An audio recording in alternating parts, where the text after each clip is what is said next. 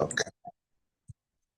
Um, so I really want to watch that. I don't know how, if Michelle is on the call, she probably knows it already, but Ashley will get all spun up. It's just now they have to come out with this with a year. They can't come out with a year and language. Okay. They can't do that. It's just not going to work. Yeah. So the commissioner is going to, I said to David, I said, your commissioner should try to get to Vinnie Albanese from the laborers.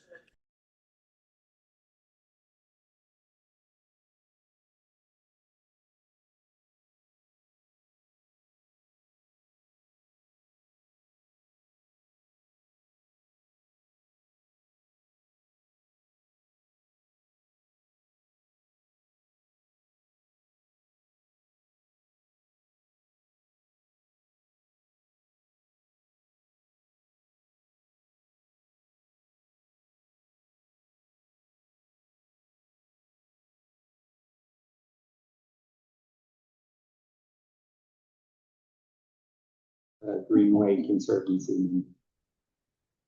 Good morning, Linda Malavi, Empire State Development, representing Commissioner Hopman. Good morning, Kelly Turturro, New York State Department of Environmental Conservation, representing Commissioner Lefton.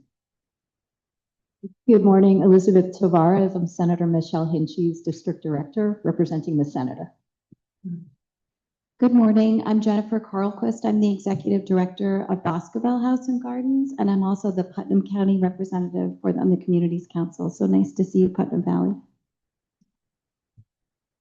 Stefan Yarabek, Greenway Conservancy for the Hudson River Valley and Hudson River Valley National Heritage Area. Good morning, Jim Gaughan, Council Representative from Albany County. Angela Henry, Greenway Council, representing Dutchess County.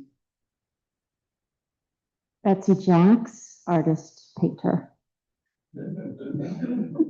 That's a real small Betsy. Vice Chair of Andy Kitzman, I'm the Director of the Greenway. Hand that off. All right, if everyone would please stand for the Pledge of Allegiance. Thanks. I pledge allegiance to the flag of the United States of America and to the republic for which it stands, one nation, under God, indivisible, with liberty and justice for all. So we'll officially call the meeting to order.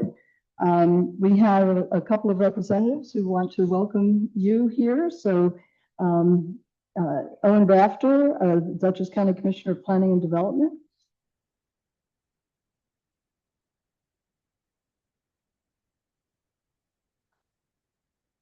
So good morning, everyone. My name is Owen Rafter. Welcome to Dutchess County on behalf of County Executive Sue Serino, who unfortunately couldn't be here today. It's nice to be back here as I once served as a delegate to the Greenway Conservancy. So it's nice to see a lot of familiar faces. Dutchess County has been a strong supporter of the Hudson River Valley Greenway since its beginning, when all 30 municipalities agreed to join the Greenway as individual members. Dutchess became the first county in the region to have unanimous participation. So when the Greenway staff was looking for the county to develop a model compact program for the region, we stepped up and created Greenway Connections, our Greenway compact program and guides for Dutchess County communities, which were approved by the council in March of 2000. We continue to think regionally as communities plan locally and are encouraged to see so many like-minded communities here working together. Thank you for all of your efforts, and we hope your meeting is productive and that you can enjoy some time exploring the museum, the library, and the grounds here. Thank you. Thanks, Owen. Owen has been a great champion of the Greenway for a long time. We appreciate that. Is there a representative for the town of Hyde Park here? Okay, then I think we'll go to Bill. Good morning. Bill Harris, the director here at the library, and this is always one of my favorite opportunities to just welcome people here on the site. And as Sarah well knows, it's one of those great times where we get to say without any question what we know that the president would have thought that he would be super happy that you all would be here today. And I just can't believe I get to say that. You know, again, Sarah knows. You know, quickly, I've been doing some writing and thinking about the history of the library. And also, you know, within that history, the criticisms of its creation, that it was a very selfish thing, that, you know, it was an ego trip kind of effort. And certainly one can say that recognizing one's place in history comes with that, but I would say that any president comes with a very healthy sense of their own place in history. And but we also find in that personal endeavor, for example, with the grounds, we found some big plans where he's penciled on them exactly what plants he wants at the library, including what we always had wondered why these two scraggly yews were in the courtyard, which are gone, but he wanted them instead of lilac trees. He drew what exactly bushes he wanted, what vines he wanted. He set the library and he identified a place where the fewest trees could be cut or where trees could be replanted because of the lawn out front. And then he wanted to make all of that available. Or preserve it to ensure that the environment reflected the land and the grounds that he loved so much. And so one could say that's a selfish endeavor too, because it's his estate, but how very nice that part of that selfish endeavor was to ensure that it was here for everyone and to freely gift it with no strings to the American people, to the National Park Service and to the National Archives, so that we all get to benefit from it. And that's why when I stand here today and get to say how happy I know he would be, he loved the Hudson Valley. He wanted everyone to share in it. He wanted to ensure its beauty and practicality of the region was balanced against a real sense of what the place was. And so as I stand here today, which I do each year, I love it because that's what you all do. And this is my adopted home for the past just over 10, almost 11 years. And how fortunate I am as a citizen here and who gets to work here, that we have you all doing the work you do. So thank you and welcome. Thank you. Sure thing. And now I'd like to invite Rick Jenkins up on behalf of the Historic Site.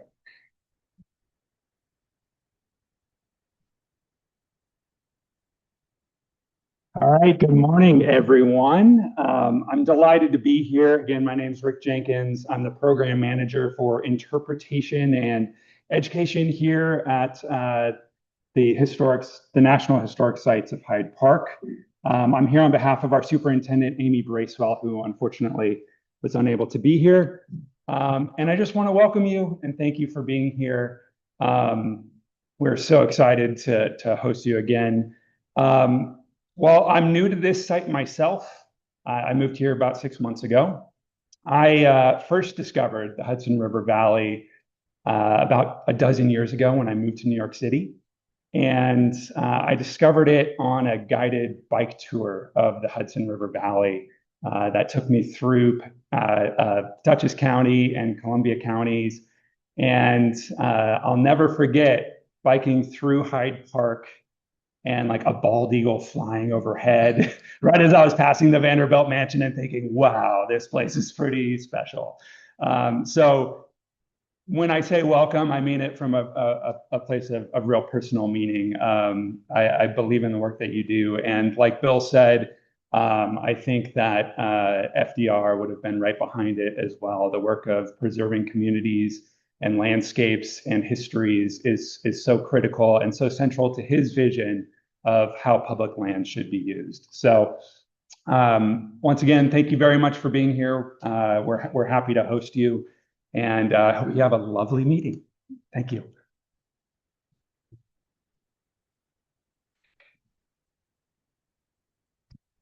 Okay, I know that the microphone has been some of the challenge for our taller friends, but Sarah and I can't quite reach it otherwise. So I'm going to turn it over to Sarah for a special presentation.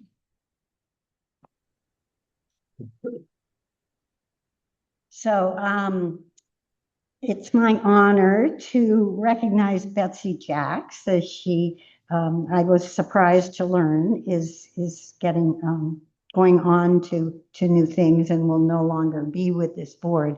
In fact, Betsy was the vice chair, and Kevin and the executive board asked me to take over that role. So I feel so lucky to have known Betsy and worked with her for at least 20 years. I think since she first came to the Hudson Valley, to the Thomas Cole site, and to join the planning efforts and planning activities and programming efforts for the Greenway. She has brought so much thoughtful and creative energy to everything we do here. And plus, she's been a lot of fun to be with. And at Thomas Cole, which is certainly one of the premier heritage area sites, Betsy, I think, is at least 99% responsible for bringing what was a very threatened place to the incredible state that it's in now, fully restoring the buildings and grounds and adding wonderful programs, working on the art trail in connection with the heritage area. So there's a lot to commend Betsy for around these areas. So I have a proclamation, if you would come up, which I will read.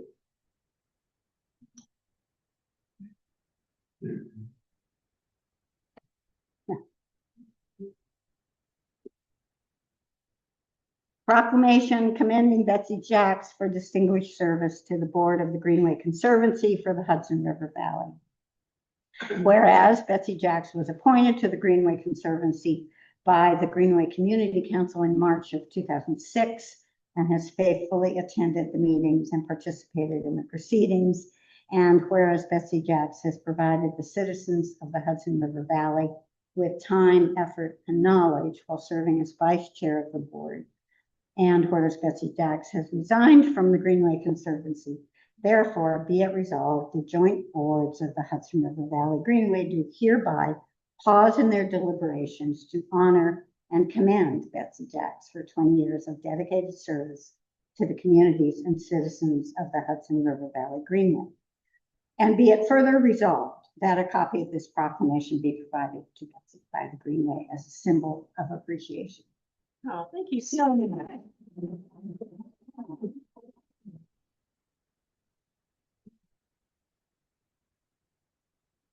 And I just, as a last word, we wish Betsy every success as her new adventure as artist painter. Not so new, but ongoing. Thank you.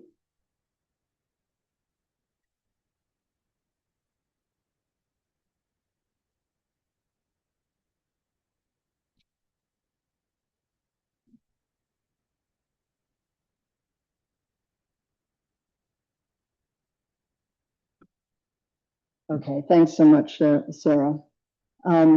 Next, we have a special presentation by Joshua Westfall about Rezone Moreau, the Route 9 Corridor Enhancement Study. Josh is the Building Development and Planning and Development Coordinator for the town of Moreau. And Josh, ready to come up?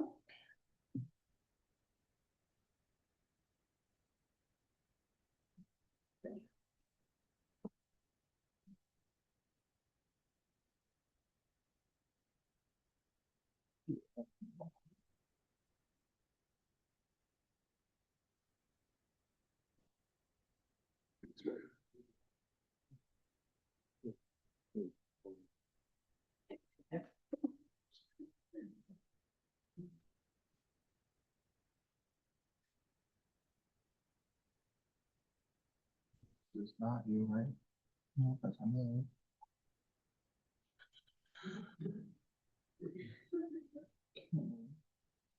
Share this. Documentation.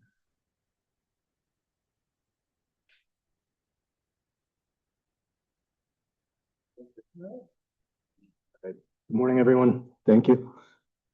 I just want to thank you all for having me. I'm going to be presenting on a project that we got funded for from the Greenway late last year. It's a rezoning project. We got funded through the community planning grant program. This is just going to be phase one.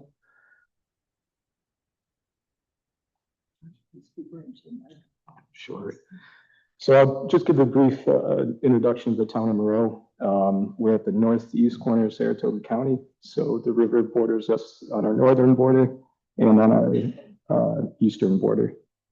Town was established in 1805 and remained mainly rural until the Northway opened up in the 60s, with exit 17 bringing a lot of commercial development along the Route 9 corridor.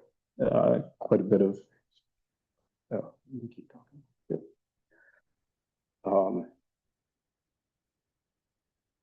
Also, we're home to Murrow Lake State Park, one of the largest state parks in the region.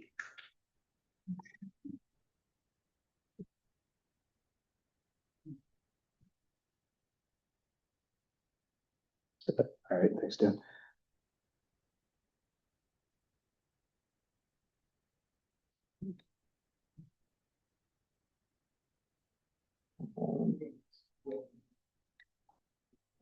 Here we go. Thank you. So this study, we're kind of in a interesting time in Moreau. We have a lot of vacancies along the Route 9 corridor, a lot of change in land uses, and we see this at this point as an opportunity to revitalize that corridor. We're looking at zoning and design improvements, possibly the inclusion of form-based code, and you know, through this funding, it gave us the opportunity at this time. Our primary study area is about 2.5 miles along the Route 9 corridor from exit 17 up to an area where it kind of goes a little less commercial as you're heading toward the village of South Glens Falls. What we're doing is we're building off of a lot of work that's already been done. Back in 2014, our local MPO, the Adirondack Glens Falls Transportation Council, completed a land use and transportation study that was adopted by the board, but it was never really codified.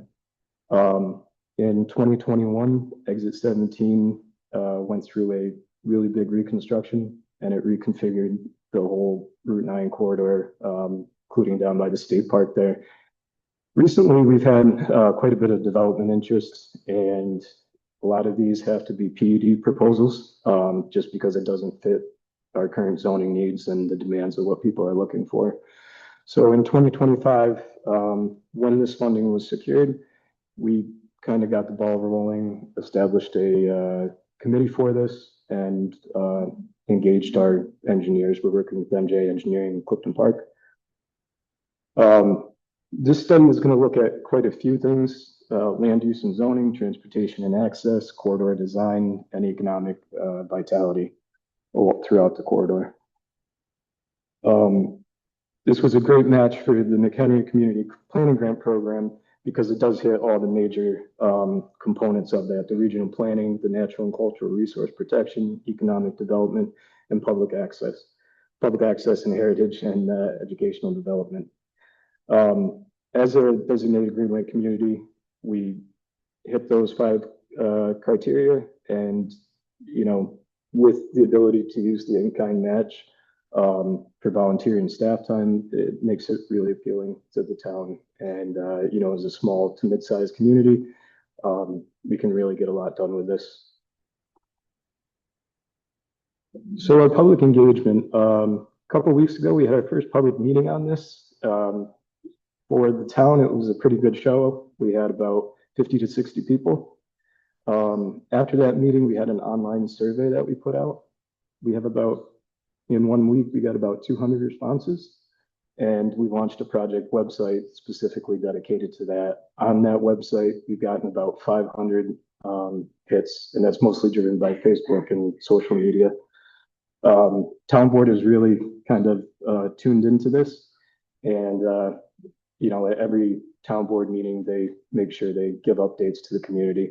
So it's really good to have that buy-in through this whole process.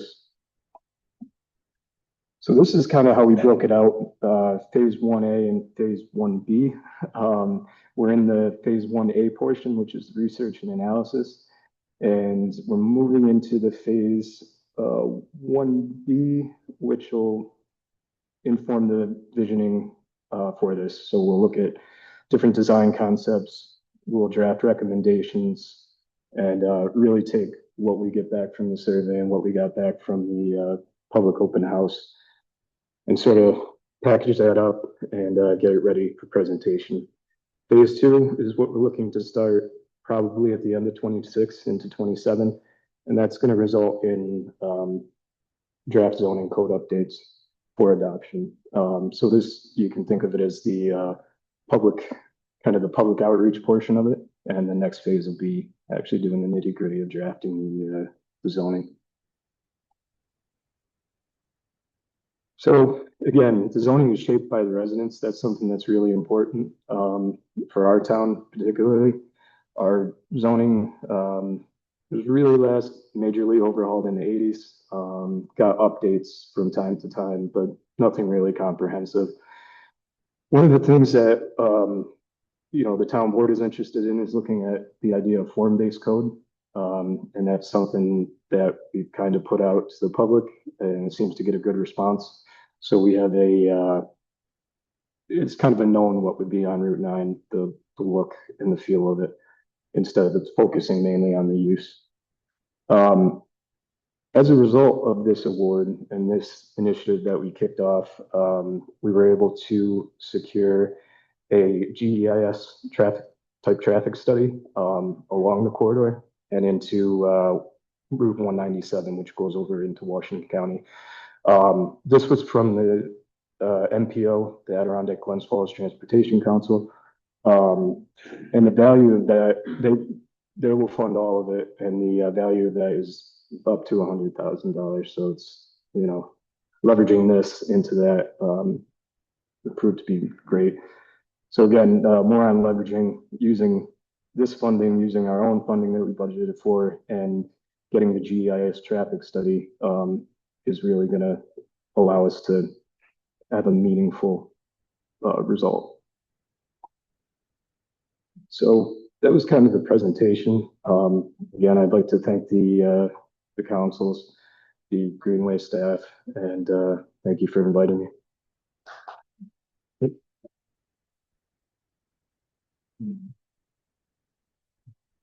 I thought it might be helpful if you explain to people what form-based code is and what it is that you're actually envisioning.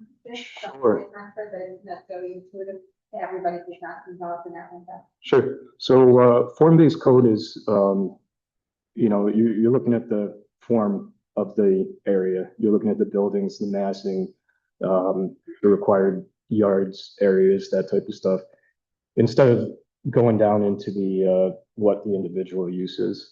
And that's something that, particularly in Saratoga County, we're dealing with. A lot of the communities our size or larger have got into that, Clifton Park in particular, Malta, and then a little bit in Saratoga Springs too, Wilton. And just seeing how that goes, it seems to kind of speed up the process of the planning board because they know what they're looking at. And, we kind of see value in it because this is our main corridor and the town board wants some type of predictability of what we're going to get. Cody.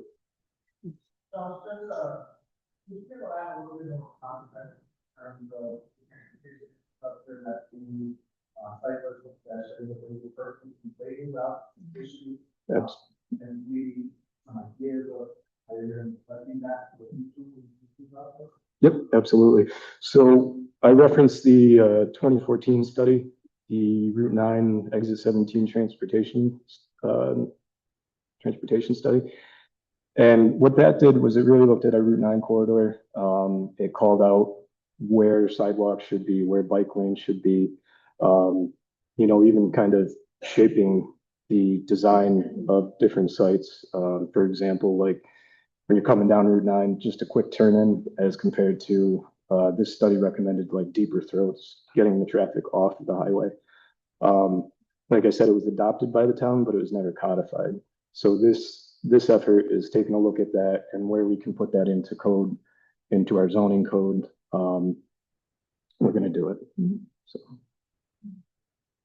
I just want to commend you for being able to use the grant monies from the Greenway, because I do remember this plan very much when you applied for the grant, and it looked like it had great possibilities for your community. Yeah. But then for you to be able to leverage it to get additional monies, I commend you for doing that. Yeah, you know, we probably wouldn't have been able to get there without initiating this part at this point.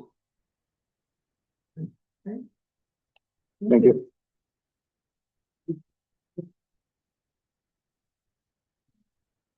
Well, Cindy noted that this was a very impressive plan, not only building on the past, but adapting for the needs of your community in the future. So thank you so much for sharing that. Before we get to the next speaker, I'd like to introduce Senator Michelle Hinchy, who is here to do a little bit of a special presentation for us. She's up on Zoom. Hi, Michelle. Hello, good morning, everyone. I'm so sorry that I can't be with you in person. I wish I was, but as you can hopefully see, I'm up in Albany. We're in session, and we will start voting on the budget today. So you heard it here first, maybe, big update. But more importantly, I just wanted to share that last week we had the incredible honor of being able to recognize Barney McHenry on the Senate floor with a resolution. When I first heard of Barney's passing, it was so obvious to me that we needed to do a resolution for him so that we could help enshrine his legacy and his work in the record, in the state Senate's history books. You know, Barney was such a wonderful and special person.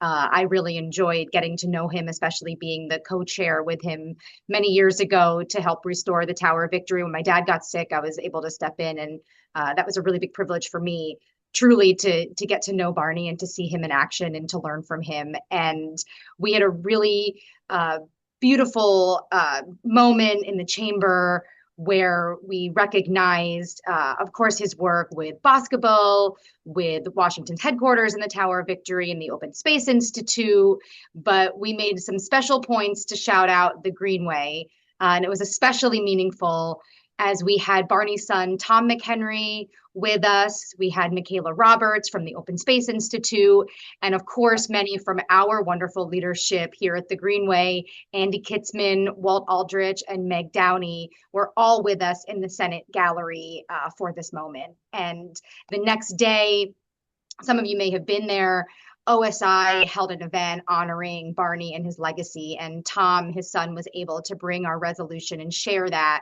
with everyone at the event in the city as well, which was really great.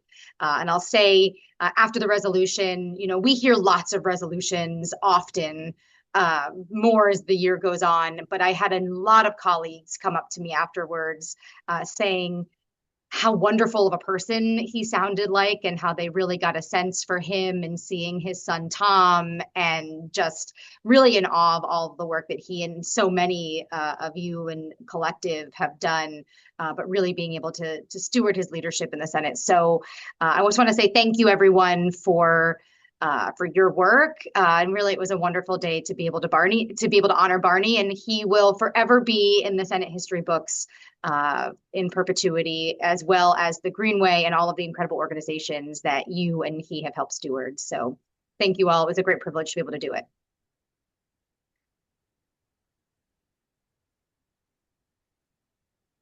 I think you should have a copy of the reso. I think Andy or Meg, you might have one. If not, we'll make sure everybody can see one if you want to. Oh, yeah, that'd be great, Michelle. I think it'd be terrific. So thank you so much. Senator Hinchy and her staff were just terrific on this, and it was really very moving. So we're very happy to be there. We know Barney would have loved it.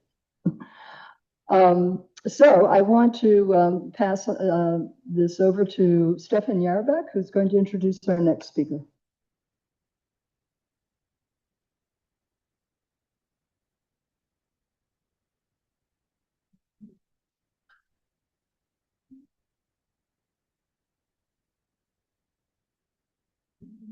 Well, I'd be remiss not to acknowledge that A House is in the house.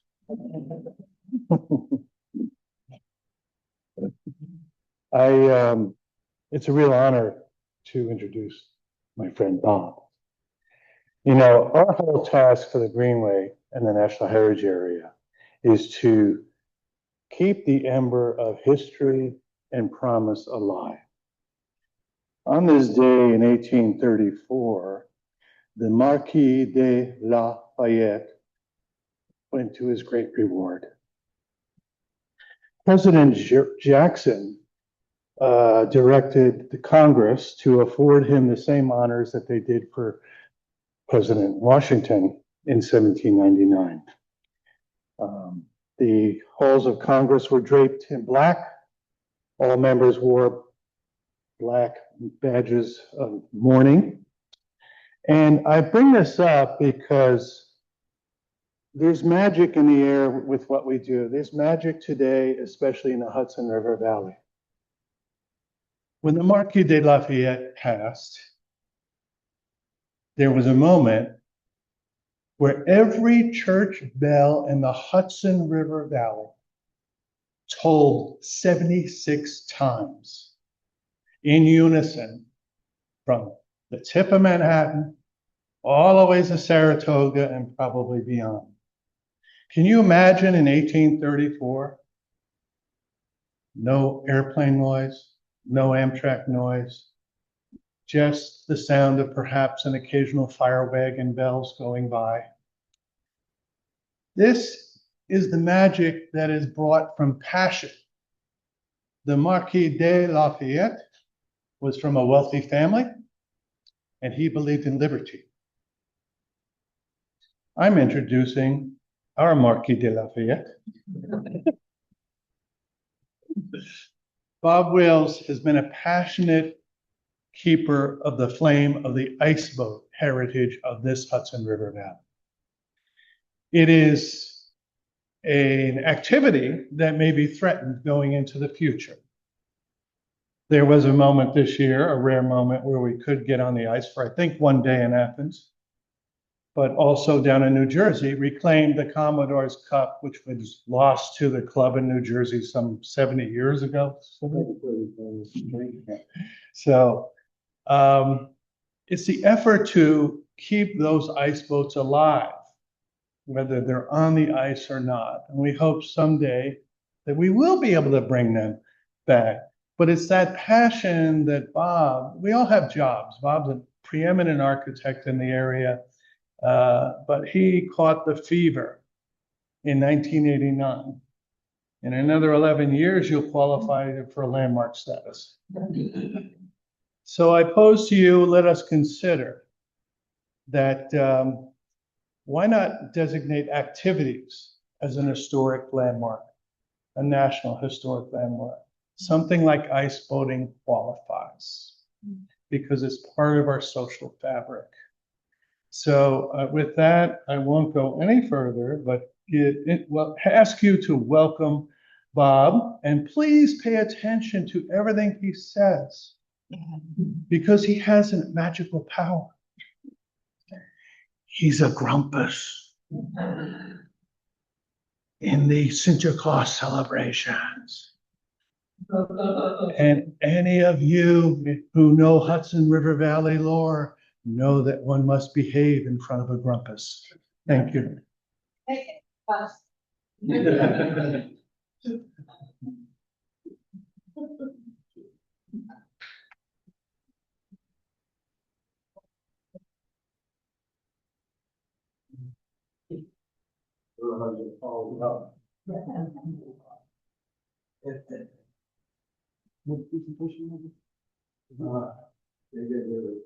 Oh, yeah. There's three. They're powerful. Yeah.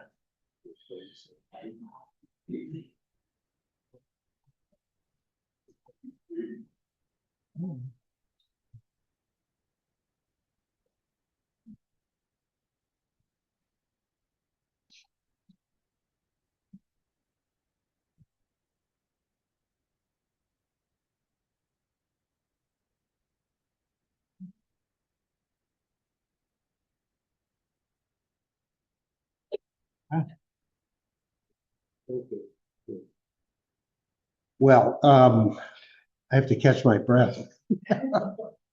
Stephen, that was a wonderful introduction. Thank you so much. Stephen was one of the first friends I made after moving here from Chicago back in '84, something like that. So it was through a mutual friend of ours.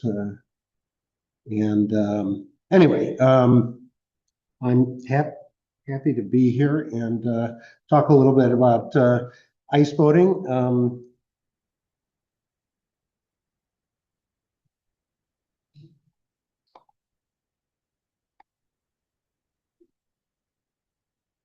Okay, in advance, just use the arrows. Should be able to. Yeah, okay. I will say that weather's a little nicer today than on December 22nd when I was supposed to be presenting.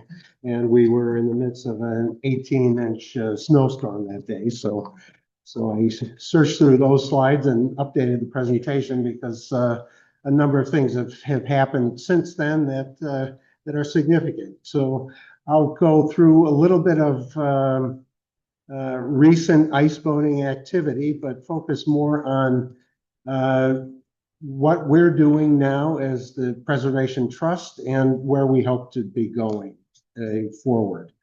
So thank you all for having me here.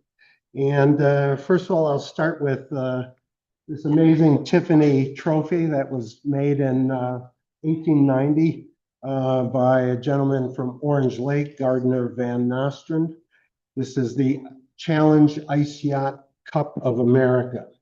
And it was very controversial at the time with people here in the Hudson Valley, namely John Roosevelt, FDR's uncle, and Archie Rogers, our neighbor to the north here. They thought this was just superfluous to the Ice Yacht Challenge Pennant of America, which was a 30-foot silk pennant that was hanging in the FDR library for many years. Why was it there? Because John Roosevelt was the world champion ice sailor for 5 or 6 times, usually alternating with Archie Rogers for that designation. The trophy was lost for a long time. It wasn't raced for. The deed of gift of the trophy is almost word for word the same deed of gift as the America's Cup deed of gift. So as we all know, sailors and lawyers are brothers that are hard to separate. And the rules of sailing sometimes take precedence over any kind of fun you might be having out there. But we were able to, the folks in New Jersey, the North Shrewsbury Ice Boat and Yacht Club, won the trophy in 1891, a boat called Scud. They brought it down there. The trophy ended up in the vault of a jewelry store that burned down and it was lost. And in 1978, we challenged the Shrewsbury folks to race for the cup. We lost that year. In 2003, when I was Commodore of the Hudson River Ice Yacht Club, we raced for it again. A young generation was in charge down there and as well as up here. And all of the hatred, whatever, between our clubs was dissolving. So we raced for it in 2003 and lost. Then in 2006, this polar vortex, we were able to race for it again. And I'll go a little bit through why we didn't have too much sailing up here, but we did race for it and we won the trophy back this year. You can see up in the middle top picture there, Ariel was the boat that won the cup back. Ariel was one of Archibald Rogers' favorite boats, historically significant. In another way, Nathaniel Herreshoff designed the backbone of the boat. So Archie Rogers at the time was was campaigning on America's Cup boat. So he had a good relationship with the Herreshoffs. So on the bottom is a picture of us accepting the cup at the beautiful clubhouse, historic landmark clubhouse down in New Jersey. And we did get quite a bit of publicity. New York Times, New Yorker, yachting world. I can't say, well, you can't quite see that, but anyway, you can still look up these articles. It was a lot of fun getting this publicity. So that was a high point in the fickle sport of ice sailing. Here's a picture of our good friend Andy Wainwright, photographer, took this picture of us up at Athens, New York, where we had about 1 day of sailing, a couple more, but hours. We were counting sailing in hours. So the two boats here on the right is Comet. Unique boat, a cat boat that was also one of that Archie Rogers commissioned for his son, and that we just acquired and restored. And on the left is Hound, a boat that likely came from the Vincent Astor and the Huntington estate. So we had those boats up there, and like always, it's a huge party. Everyone comes out on the ice and enjoys themselves. So as I'll say at the end, keep in touch with us. We love announcing where we're sailing, and we love for people to come out and experience this sport as it was back in the 1800s. So a little bit about the club, Hudson River Ice Yacht Club, founded in 1885. Another sailing controversy. There was a claim of foul on the Poughkeepsie Ice Yacht Club. So Roosevelt and Rogers and others formed the Hudson River Ice Yacht Club. So we, all right, it's a little hard to see, sorry about that, but Hudson River Ice Yacht Club, 1885. We formed the Hudson River Ice Yacht Preservation Trust in 2023. The reasons for that, we have less and less chance to sail. We're aging out. We have less chance to sail. The club has no formal status as a club. You can't apply for grants, anything else. It's welfare if people want to give the club money, etc.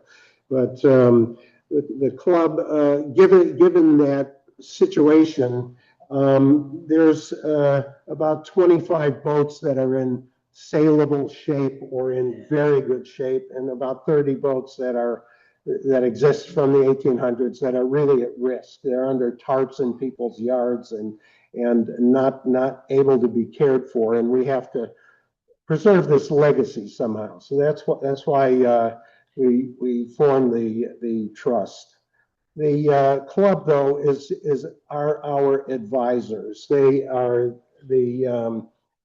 from the Trust Advisory Committee, expert craftspeople in the club in all facets of restoration, from blacksmithing to bronze casting to carpentry. So we have this partnership with the club that will carry the tradition forward in partnership with the club. So we're not-for-profit. We got our charter in 2023, New York State Charter. So we can raise funds, we apply for grants, we can have relationships, obviously, with municipalities and other not-for-profits.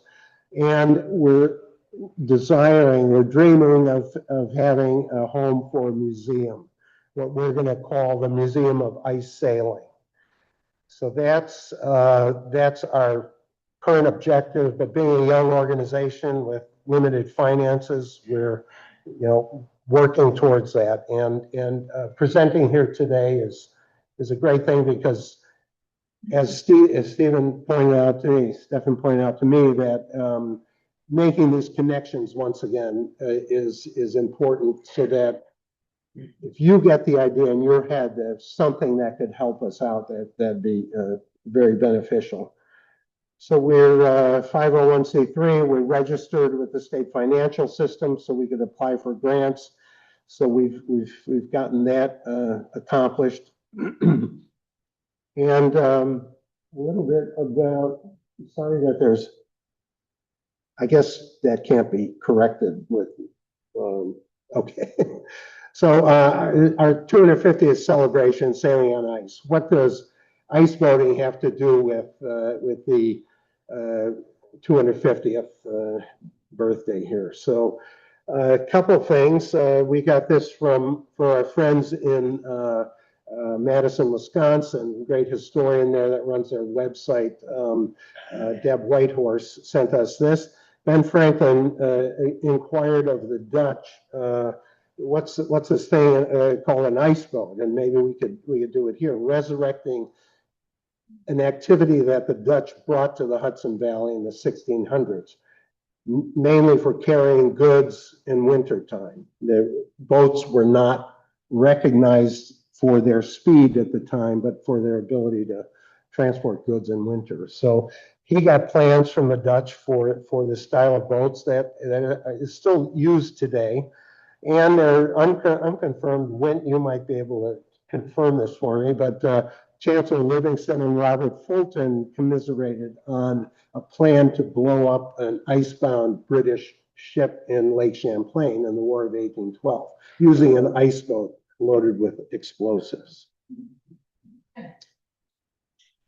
And a current connection and a wonderful story here. Irving Grinnell of Wappingers Falls was his family was a partner in the Grinnell and Minturn shipping concern, and in the middle 1800s they had the fastest sailing ship that could make it from New York to San Francisco, the Flying Cloud. So Irving was a partner at the time. He retired early because he loved sports more than shipping. So he commissioned a boat called Whiff, pictured here, a contemporary picture, contemporary to him at the time, of Whiff. He commissioned this boat for the 1876 Centennial Exposition in Philadelphia. It was considered the finest ice yacht in the world and really influenced and caused a diaspora of ice boating across the country. Madison, Wisconsin has firsthand stories of people that attended the Centennial Exposition and brought the sport back to Madison. And we found the boat in the Grinnell Barns near Bound Park, restored it, multiple restorations, picture from 1876 in Philadelphia and 2025 in Athens, New York.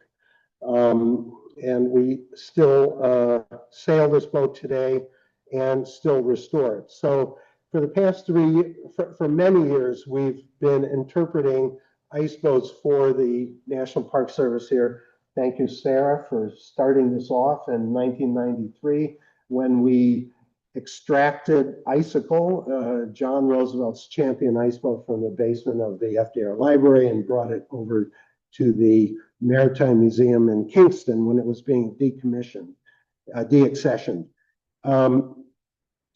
So for the past 3 years, we've set up ice boats right in this room here, significant Hyde Park boats or other boats. And through the holidays, we have a wonderful show of ice boating that, according to the library, has attracted about 2,000 people a year just to see the ice boats. So this year we were celebrating Whiff's 150th birthday.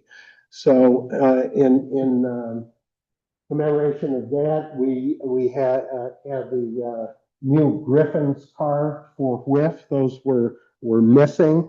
Based on, you can see a portion of the drawing from Scientific American from 1876 there of this Griffin. The Lamb and Company, great church decorators, designed this and built it for Irving Grinnell at the time. The boat was shipped from Poughkeepsie, where it was built by Jacob Buckout, the preeminent ice boat builder, down to Philadelphia, and the Griffins were installed down there. But we had a wonderful party here in celebration of Whiff's 150th birthday. just some of the crew, ice boat setup from previous year. And a little bit about where we're going in the future, our dreams. Right now, all they are is dreams. So I showed us this, you're probably familiar with this building. It was a diesel repair facility directly south of the Murders Creek boat launch in Athens, New York. Scenic Hudson purchased this property as part of a DEC plan to engage the public in more eagle and raptor sightings along the river. So right now, what Scenic Hudson has done, they've contracted with Sam Merritt, the owner and instigator and captain of the schooner Apollonia, who's considering the working title for this building now, an interpretive center that would be the Trades and Tide Center. And he wants to use the docking there for loading and unloading goods that he's transporting up and down from New York City. So the folks in Athens, great history of ice boating in Athens, historically significant boats from there. We could use a portion of this building for a maybe winter activity, a winter presence of ice boats as we're sailing in Athens. We've had most luck on the Hudson River up at Athens past couple of years just because of the weather. Another dream, Archibald Rogers Estate, Brumwald, which sadly had a tremendous fire on January 1st of this year. So I know Hyde Park is conducting an engineering study of the building.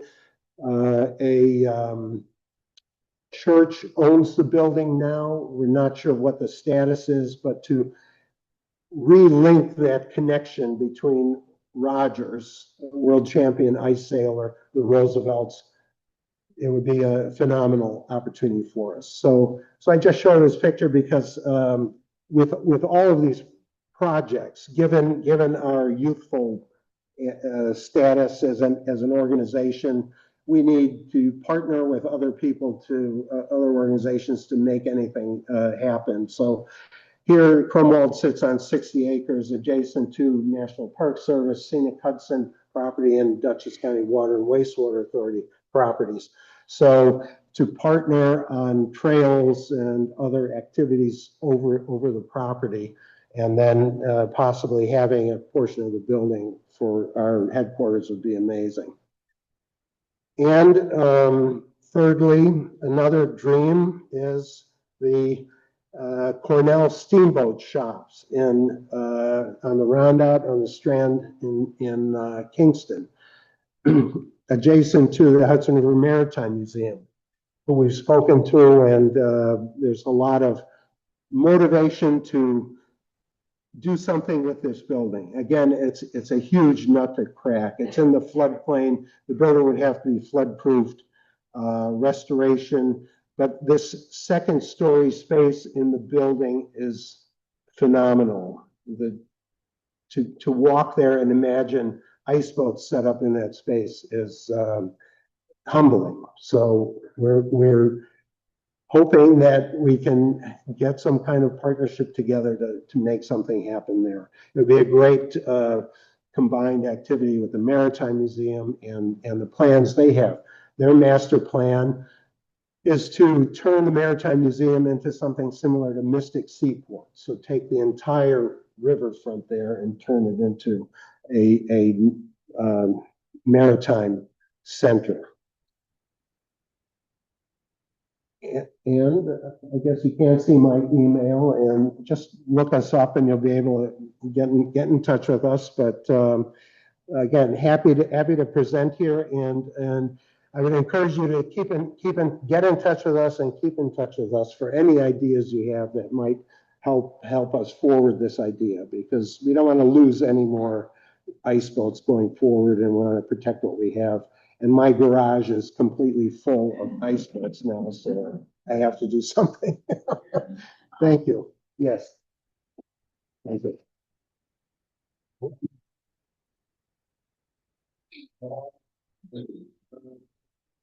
Eliminating the channel of the spirit of Franklin Roosevelt, and obtain from him a blessing on your mission, and also try to get him to do something about reversing the phenomenon of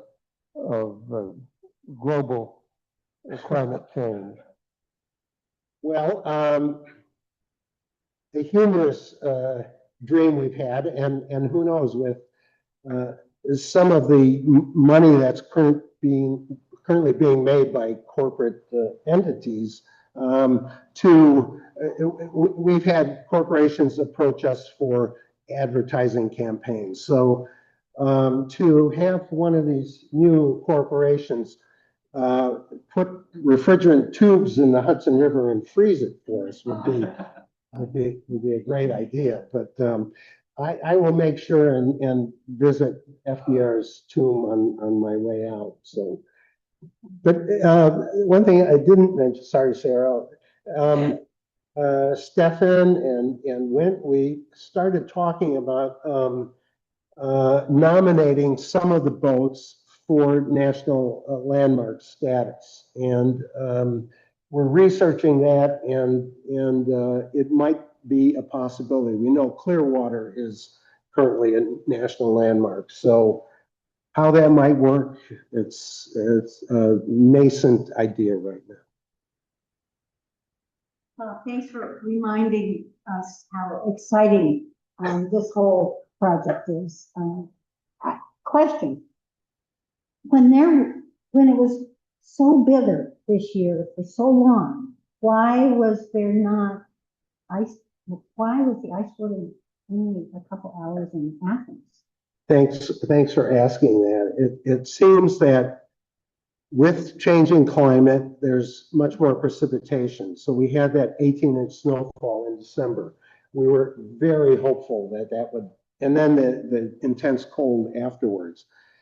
But what happened was there was enough ice that had frozen on the Hudson that all that snow piled on top, and usually with warming temperatures, the snow sublimates and we have a wonderful sheet of ice. This year, that snow never dissolved, never dissipated. So we need smooth ice, at most about 3 inches of snow on the surface of the ice. So this year, although we had a team that we got onto the ice at Rhinecliff, and we walked all the way out to the channel, measuring 9 and 10 inches of ice. There was only a tiny portion of that that was possible to sail on. And we love putting boats on at Rhinecliff and at Rokeby up in Barrytown. But we did not have an alternate way off the ice at Barrytown. And Rhinecliff is always at risk because of the shipping. The channel goes from the east shore to the west shore, right south of Rhinecliff. So the icebreakers, we have a great relationship with the Coast Guard. We talk to them and say, we're on the ice and please don't break the ice for us. And that's wonderful. But we didn't have a way off to the north, so we thought we'd hold off. So we did have Athens, but only for a short time. I assume we have an ice boat at Statsburg State Historic Center. Yes, Beatrice. Yes, which we've set up. Winnicke Land Trust, I sat on Winnicke's board for many years, and it was a barn tour that Winnicke held that the final stop was at your historic site, and we would love to get Beatrice out on the ice again. It's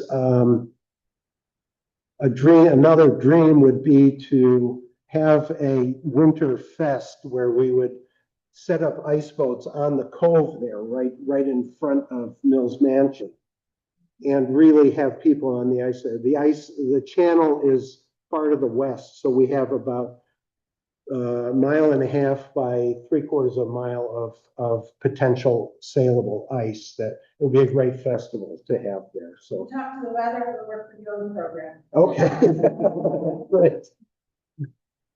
Great. Well, thank you. Thanks for others.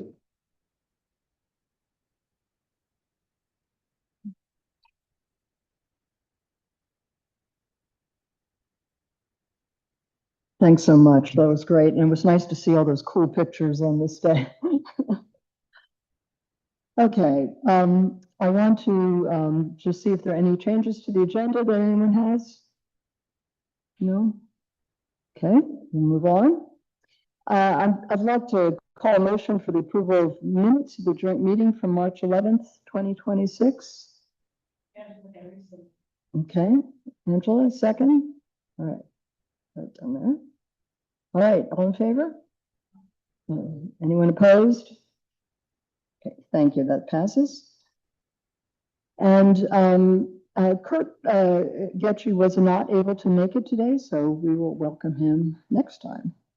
The next item is to the executive committee is very excited that Angela Henry has agreed to join that group as an at-large member. Her executive and nonprofit experience are really invaluable resources as we work to address building our internal capacity and the setup for staff as we grow and move forward in this organization.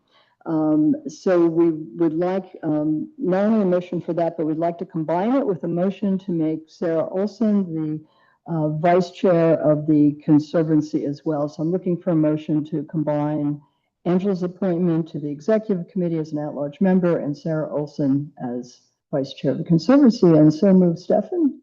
And there's a second. Anyone could do that. All right, great. Thank you so much. Okay, and all in favor? Anyone opposed? Okay, that passes. The next item is to appoint Dan Ahaus, who is a former board member and also the former chief of staff of Congressman Maurice Hinchey. His bio is in your packet, and he does wonderful consultant work and among other things. So I just need to get a motion for that to appoint him. This is a council appointment to the Conservancy. So this needs to be council members voting for that. All right, thanks, Wayne. Okay, thanks, Angela. All right, all in favor? Anyone opposed? Oh, okay, that passes. Welcome. Yep. I'm sorry, I have a procedural question. Could we please, I know I asked you to combine those votes. Mhm. I made a mistake. Oh, okay. We'll separate them. What I would suggest we do is we have a vote by the council for Angela. Okay.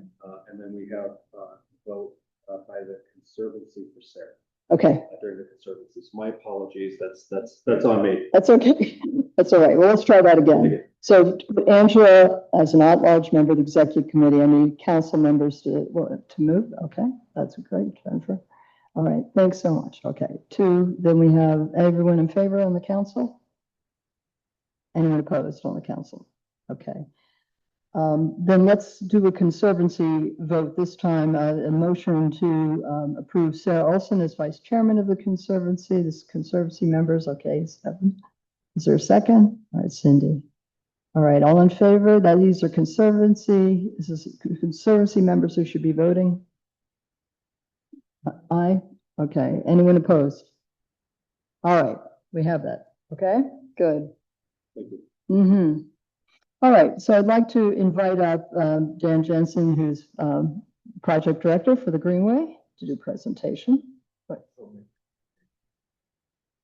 You have what? Yeah. Didn't we just do that? We already did Dan. Yeah, we did Dan. On Dan's day.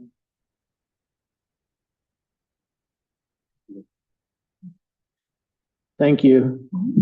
Just wanted to give a quick update on our community and compact planning grants. Over the last few months, one of my personal tasks has been to close out old grants, open grants, expired grants, making progress on this through proactive outreach and the introduction of regular status updates to our grantees. From July of last year to now, closed out 20 grants. Sorry to Andy and Kristen for seeing the flurry over the last few months of those. To put it into perspective, the year before that, 7 were closed during that time period, and 14 the year before that. Before this round is awarded, we have 29 open grants in the program. As you've noticed by the butts in the seats back there, we've had an increase in applications over the last couple of rounds.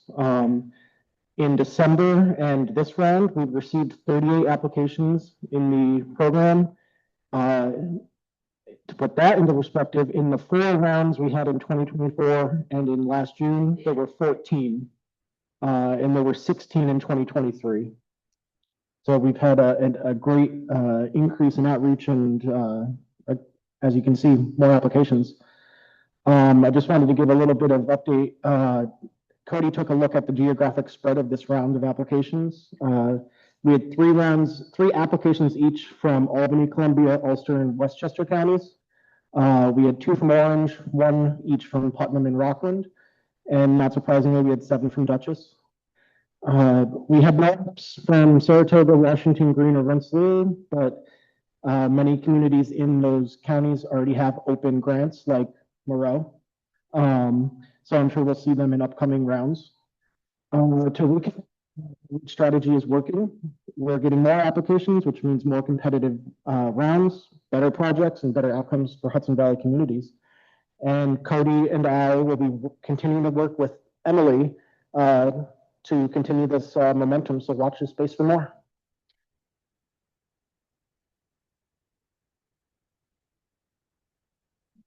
Thanks, Dan.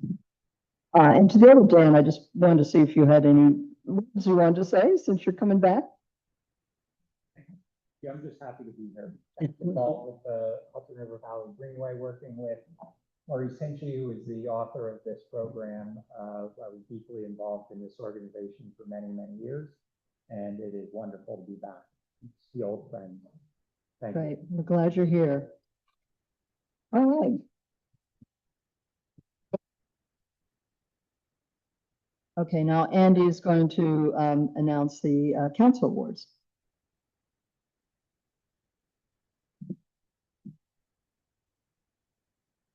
So before I announce the council awards, first of all, Dan, thank you. Great job in this program. And I also want to recognize Beth Campacciaro, who wasn't able to join us today, Kristen Ackerman, Shannon Day, Cody Arana. Did I miss anybody, guys?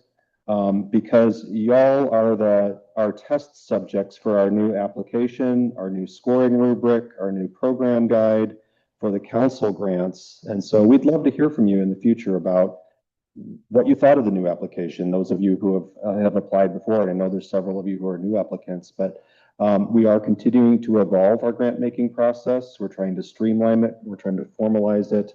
We're making a lot of changes. So thanks to everybody for your patience in that. I think the council program works very well right now, and you can look forward to those same types of changes for the trails grants that we'll talk about at the next board meeting, as well as our National Heritage Area grants. So thank you to the staff, because it's been an enormous lift.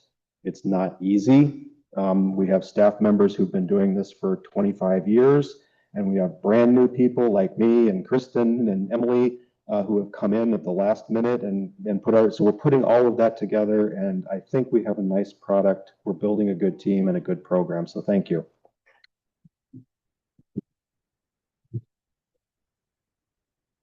So now the fun part. I'm going to start out with the McHenry Council Compact grants, and we have 3 of those.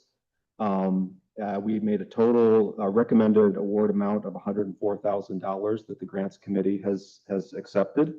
So the town of Clinton in Dutchess County, a comprehensive plan update for $50,000. Is somebody from the town of Clinton here? Oh, Dan, right up in the front. Good morning. This is Michael Witten, supervisor. I'm a town board member. My name is Catherine Macello. I'm also one of the co-chairs of the Comprehensive Planning Committee. First of all, I want to say thank you. Our comprehensive plan is wonderful, but it's from 2012. And as everyone in this room is well aware, our counties and towns have changed a lot in that time, and we need to kind of catch up. So this grant enables us to use a planner to help us to have a really fantastic document to live with for the next decade. So we appreciate it very, very much. Thank you.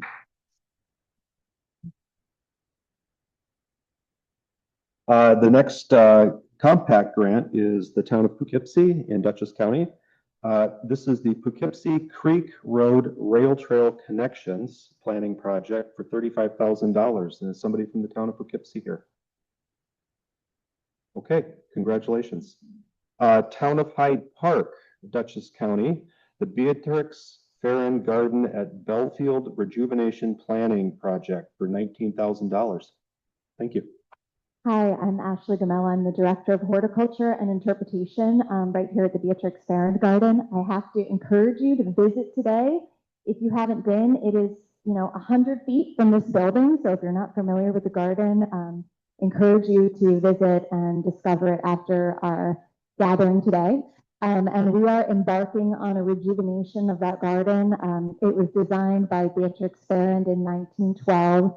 She was a co-founder of the American Society of Landscape Architects in 1899, along with Frederick Law Olmsted, a really amazing, groundbreaking pioneer working with native plants and doing internationally significant projects. And she designed our garden the same year that she was designing the White House East Garden for the Wilsons. So this is a very significant garden. It was restored by a group of very passionate volunteers in 1993.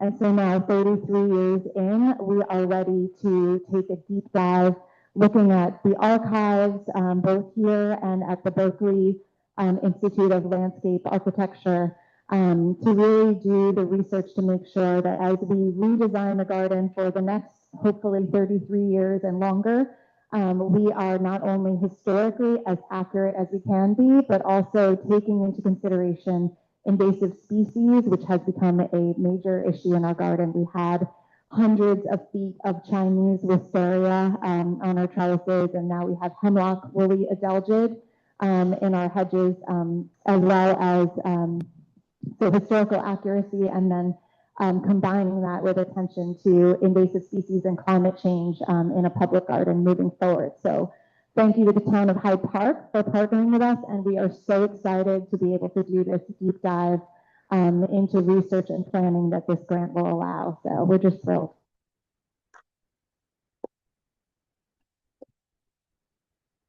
Congratulations. And congratulations to all of our compact grants. Moving on to our McHenry Community Council Grants Program. We're recommending an award amount of $189,040. And the first up is the town of Esopus in Ulster County for another comprehensive plan update. And I want to just note, we saw a lot of them. 2012 was not the earliest one that we saw. So no foul there. We are awarding $12,500 for the Esopus comp plan update. Anybody from Esopus? Great, thank you. Yeah, right. We worked with the Labarge Group, and I thought they did an excellent job expanding our waterfront area and connecting it to Burroughs and the 9W corridor. We have such a fantastic time in terms of recreational resources. It's easy. These are two lighthouses that are easily kayaked between October and for journey through history. It's a great time.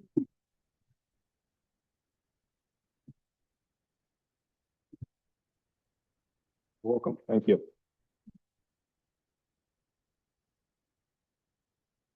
City of Rye, Westchester County, a comprehensive plan, $20,000. Anybody from the City of Rye? Okay. Town of Ulster County Comprehensive Plan Update, $20,000. Ulster? Great. Hi, Laura Hartman, Councilwoman from Town of Ulster, and I just want to say thank you very much for this opportunity. Our plan was last updated in 2007. Does not include the word solar farm, battery energy storage system. We currently have 3 BESS facility projects before us. We've installed several solar farms and without any guidance. So I was elected in November, and previous to that, I was an advocate for the town and spent many hours before the town board, screaming and asking for a comprehensive plan update. So on a personal note, it's very gratifying to be here today and to actually see this happen. And it will help us with the first phase of putting the community together to see what the people in the town want. Our town is very diverse. We are the business seat of Ulster County. We have many commercial proposals. On the other side, we have lots of forests, and it's become very, very important to look and see what those natural resources are and what are we giving away at this point. What are we developing? Are we doing it too much? So we're very grateful for this opportunity, and thank you very much. Thank you.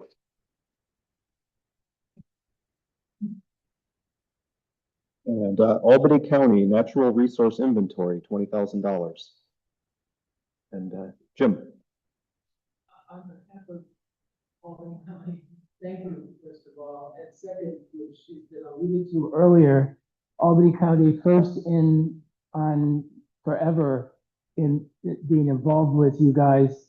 This provides the basis for bigger and better things toward becoming a compact county, which would then allow our 13, 14 municipalities to be accessing larger amounts of money. So for that, and one last point, the staff were incredible in helping the county learn about what to do and helping them through it, and they do deserve a lot of credit. Thank you. You said it. Yes, they do. Thank you. Town of Kinderhook, Columbia County, $11,040. Anybody from Kinderhook? Okay. Village of Spring Valley and Rockland County, Visioning and Land Use Report, $20,000.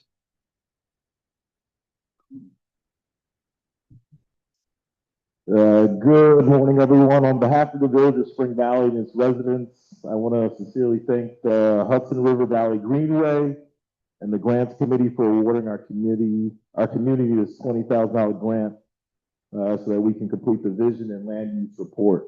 Truly honored by your support and your belief in the future of our village.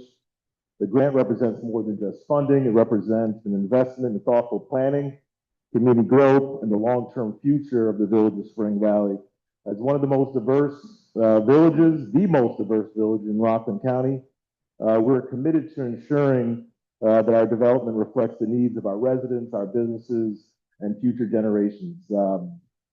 We currently don't have a comprehensive plan, so this will allow us to stack and build upon this need for plan development, and the vision and land use report will better help us understand how improving infrastructure, strengthening neighborhoods, and encouraging smart and sustainable development will ultimately create a stronger community and a more thoughtful village. We're going to empower residents so they can use their voices to help us shape and guide the future of Spring Valley. So we're so excited to work alongside you all and the Hudson River Valley Greenway on such an important initiative. So we're deeply appreciative of your support, and we look forward to this partnership. So thanks again. Congratulations. Thank you.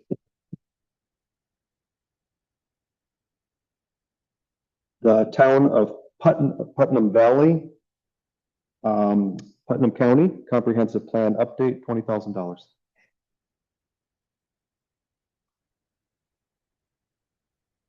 Hello, I'm Allison Jolliker. I'm the newly elected supervisor for the town of Putnam Valley.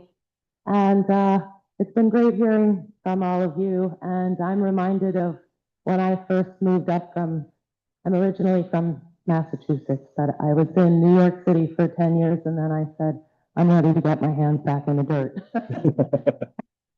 Putnam Valley, just from New York City, which quality.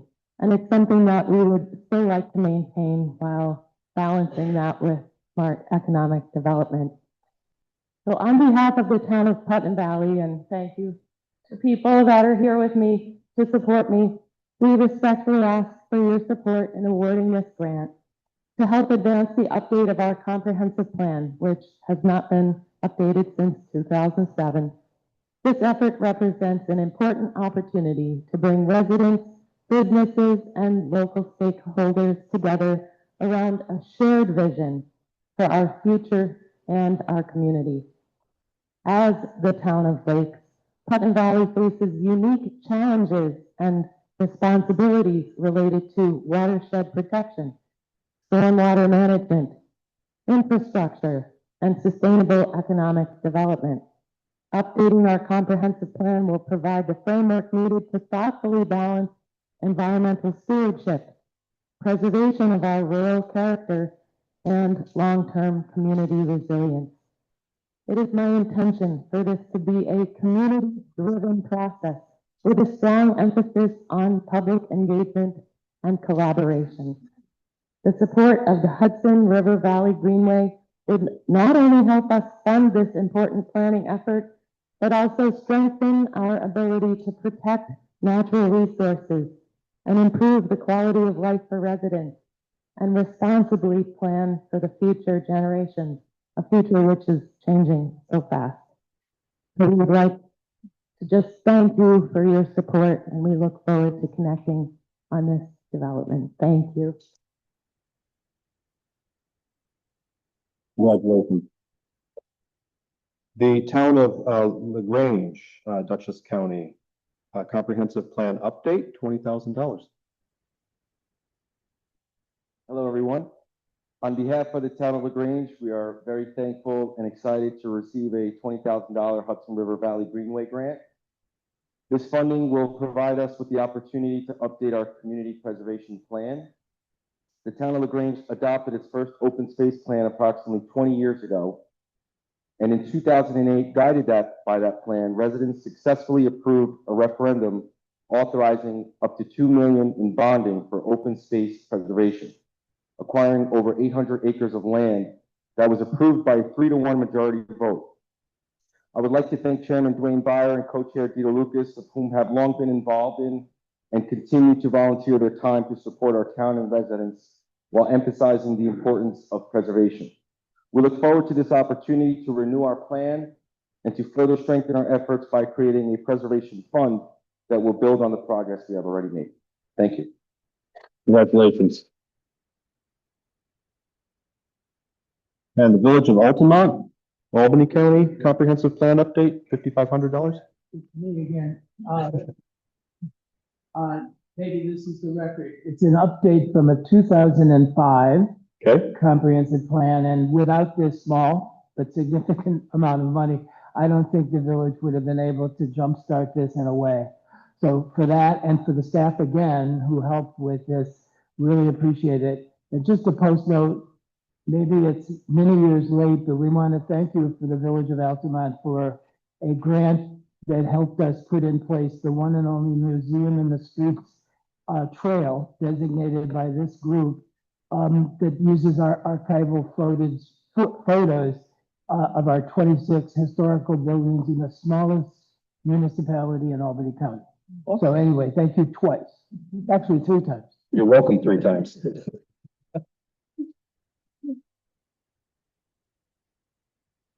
The town of Warwick, Orange County, the Wickham Woodlands, $20,000.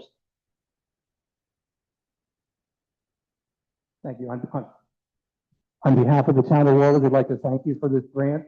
It allowed us to develop one of our parks trails around our one of our lakes in a very unique way. With me is Samantha Walters, she's our recreation director. Perhaps you'd like to elaborate on what the latest development was on that trail. Hi, Sam Walter. This is the grant that's for park planning. Okay, so this is the grant for Wickham Woodlands Park. It's a very unique park, large park in Warwick. It was formerly a prison, Orange County Correctional Facility. So it's very unique, but has a ton of potential. So the grant is to help us plan out this park's potential for the future. So from prison to park, we're really excited about this. Thank you so much for supporting this effort.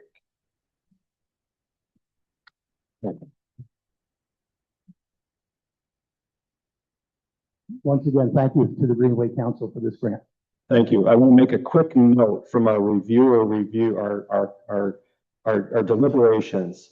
We could not figure out any other project that we knew of that took a prison and turned it into a community park space. So congratulations for that vision. That's amazing. What a transformation. Really, really cool project. And then finally, the village of Port Chester, Westchester County, the Liberty Square and Summerfield Park revitalization study for $20,000. Anyone from Port Chester? Okay. Just a quick note, these are of course funds from the state of New York, so thank you to Governor Kathy Hochul and the legislature for their continued support of our program. The funding for this program was doubled a couple of years ago. We appreciate that support, and it's wonderful to be able to see the response to the calls that allows us to continue to show that we are putting this money to work for all of you in these great communities. So thank you very much.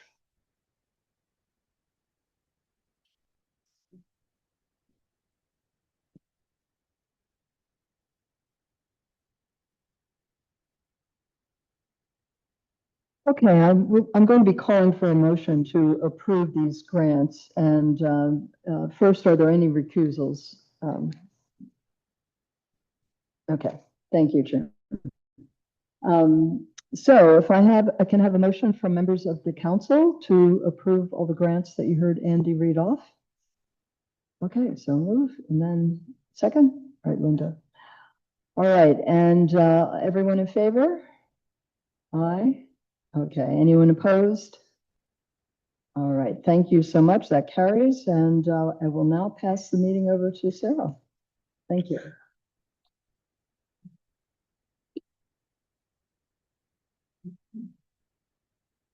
I want to acknowledge Kevin Burke, who I'm representing here today. I think he's with us.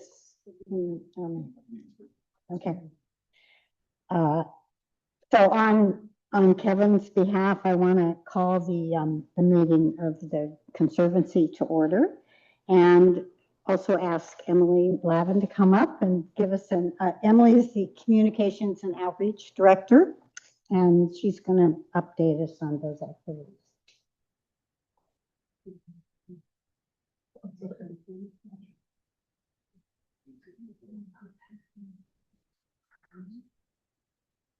Good morning, everyone. My name is Emily Lavin. I've been with the Greenway a little over 6 months, and we're going to talk about what's been going on with communications since we last met.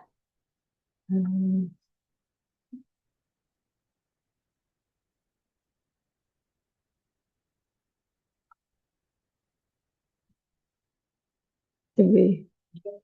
Sharing. Okay. It's sharing.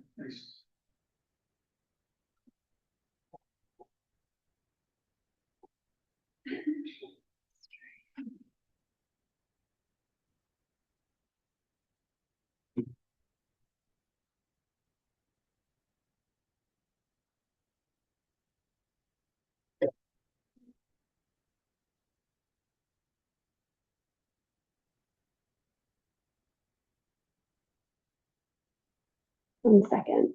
Thank you. No, we're good. Shannon, look okay to you? Sure. How's that? Good. Okay. Okay. So communications.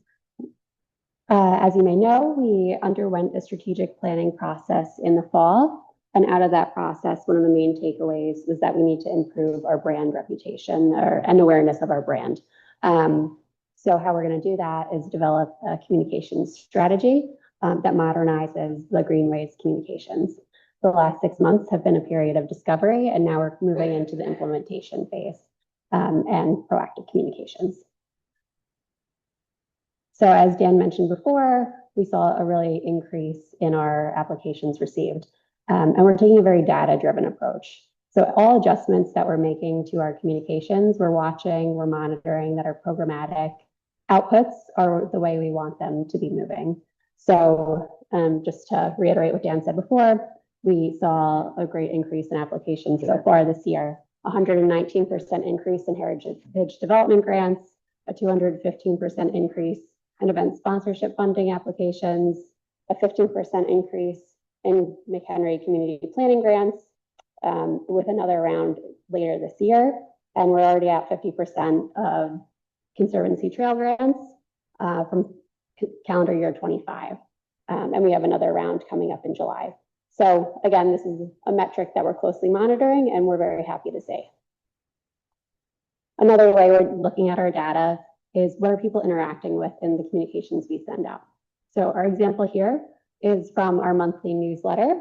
The Hudson River Valley Happenings continues to be the most popular feature in the monthly newsletter, no matter its position or the month. So what this tells us is our audience is interested in learning more about what is happening in the Valley.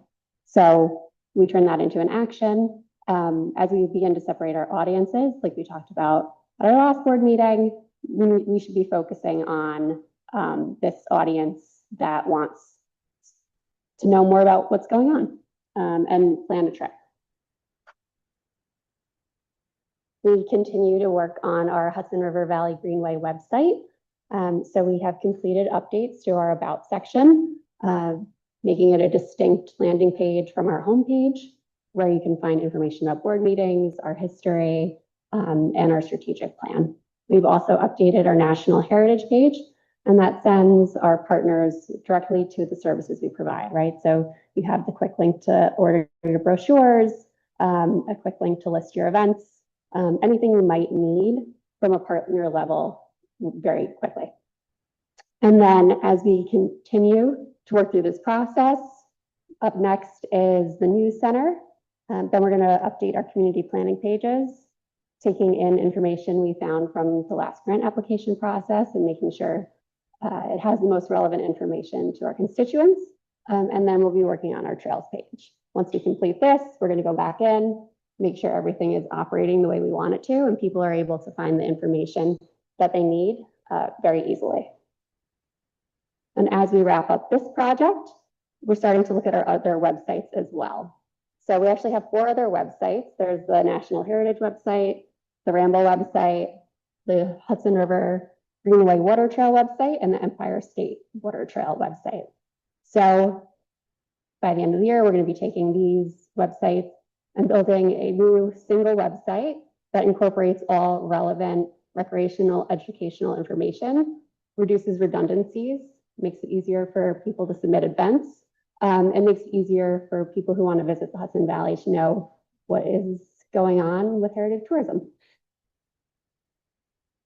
We also recently kicked off our annual marketing campaign with BBG&G. So here is a sample of our display ads, and this directs people to those event listings that we know people are interested in.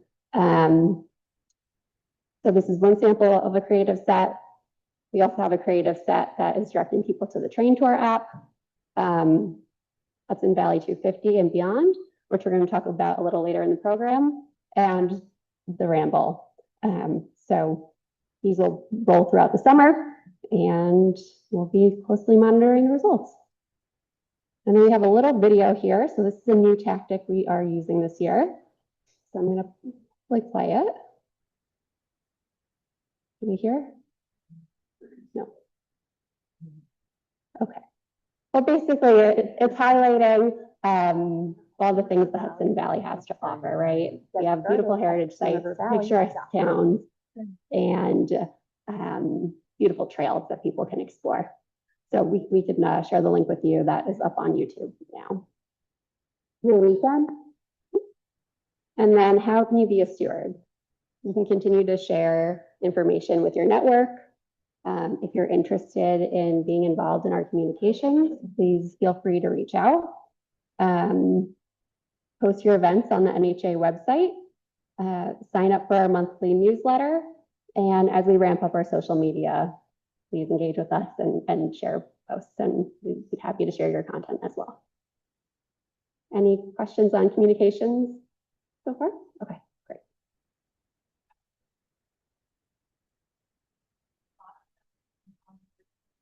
There, there's wonderful ability to eliminate from each other and just to extend those resources beyond. So I'm so glad to have this window to a whole new channel, and thanks so much for your work on me. Thank you so much for showing me around. It was a great visit, and we're hoping to do more of that. Thank you.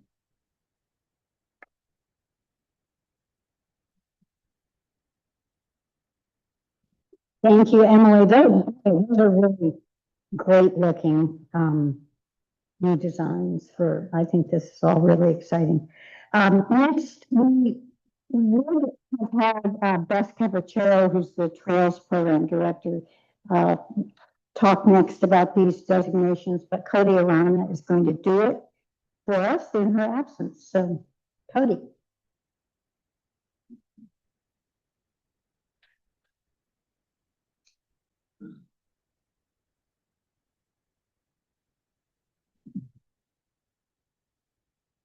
How's everybody doing today? Great, great. I'm really happy to turn on the AC because when I first got here, it was quite warm. All right, so my name's Cody Arana. I'm the regional planner for the Hudson River Valley Greenway. I'm going to present you two new designations to highlight for the Conservancy Trail Program, which already encompasses over 1,000 miles of land and water trail. First up is the town of Warwick's Mountain Lake Loop Trail, a beautiful 1.5 mile trail located within Mountain Lake Park, a property formerly known as Cuts Camp. After the town acquired the property in 2022, they immediately began turning what was once a private space into a publicly accessible community asset for residents and visitors alike. The Hudson River Valley Greenway was proud to support this effort through a $7,500 grant for interpretive signage and educational improvements that the town recently completed. This helps visitors better connect with the history, ecology, and the landscape of the park. What is especially exciting is that Warwick is continuing this momentum. This funding round, the town is also being recommended for funding to support a master plan for Wickham Woods, a future 740-acre preserve or park that will transform a former correctional facility into public open space. I keep telling my team I can't wait for the case study. That is truly something worth recognizing at a time when access to nature is more important than ever. Warwick is leading by example, opening the door to new parks, new trails, and new opportunities for people to connect with the outdoors. Congratulations to the town of Warwick and everyone who helped make these projects possible. We still have people from Warwick here. Would you like to say a couple words?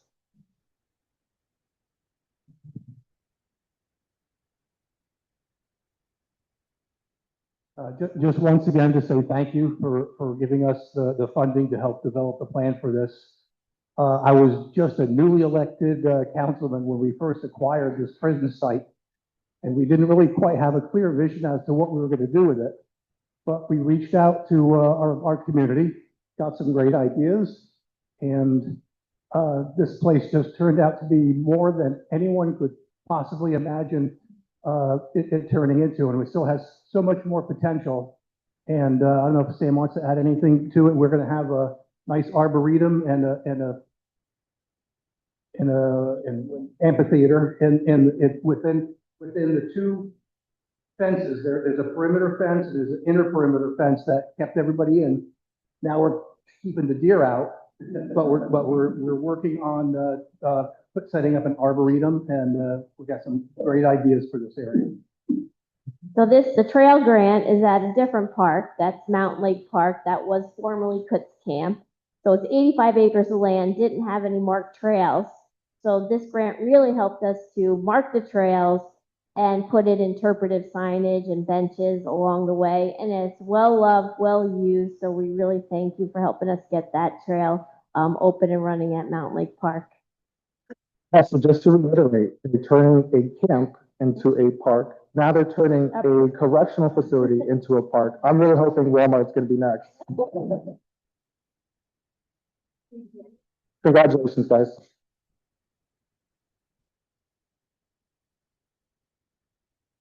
All right, next up, we're excited to celebrate a new Greenway water trail designation in the town of Germantown. Located just north of Cheviot Park, this new site expands public access to the Hudson River while helping meet a growing need for additional camping opportunities for paddlers traveling along the river. This designation marks Germantown's third water trail site, third for the town of Germantown. It's incredible. And especially exciting because we have not added a new water trail designation in several years. With this addition, the Hudson River Water Trail goes from 118 designated sites to 119 designated sites. We're almost at 120. Congratulations to the town of Germantown and everyone who's been helping create more opportunities for people to experience and enjoy the Hudson River. Now that Carrie from Germantown is here, would you like to say a couple words real quick?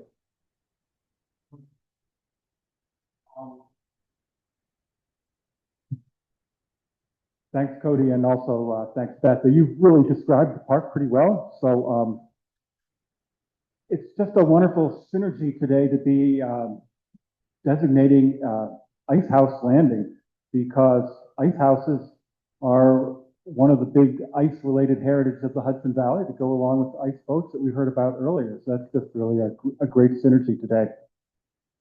But I'm not going to go back to the 1880s, but I would go back about 10 years. Scott Keller and I and a few members of the Germantown community paddled down to Ice House Landing at that time. And when Scott got out of his kayak, the Leviathan, that I'm sure some of you are familiar with, he couldn't actually walk around Ice House Landing. It was just overgrown with everything that just crops up in the Hudson Valley.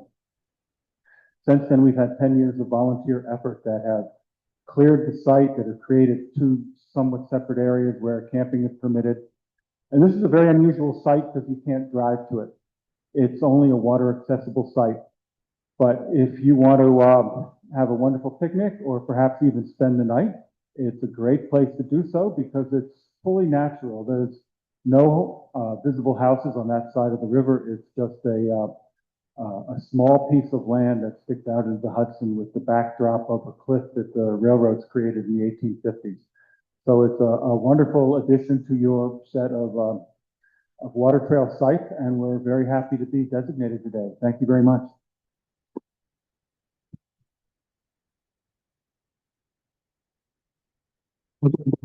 Germantown for helping us expand opportunities on the water trail. I'm going to pass it back to Sarah Olson to continue the program. Thank you, Cody. So I believe we need a combined motion to approve these two trail designations. Can I have a motion, please? Second, Stefan, excuse me, all in favor? Any opposed? Passed. Okay. No.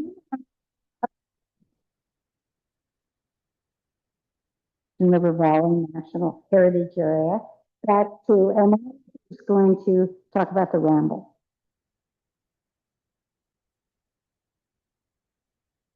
Okay.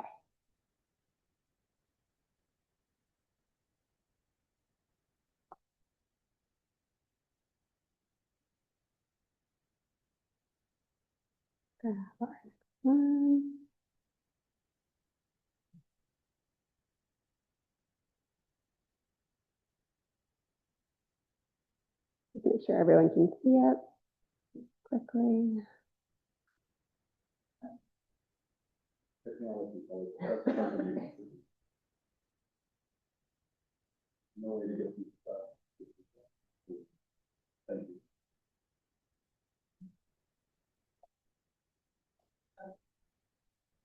Shannon, we look good on your end?